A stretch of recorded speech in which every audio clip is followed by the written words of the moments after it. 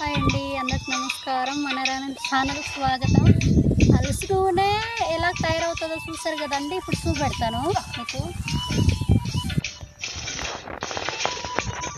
టూరిస్టులు వచ్చి అలసి దగ్గర ఫోటో తీసుకుంటారండి. సినిమా షూటింగ్లు కూడా జరుగుతుంటాయి.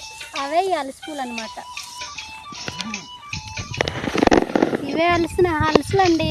ఇలాగ మట్టించేసుకొని అలసి నూనె ఆడిపించేసుకుంటారనమాట. ఇక అలసులు అంటారు. ఈ విధంగా మట్టిస్తారండి అలసులు. ఇవి మట్టిస్తున్నారు కదండి. అలసి మట్టించిన తర్వాత మిల్లులో తీసుకెళ్ళి నూనె ఆడిపిస్తారండి.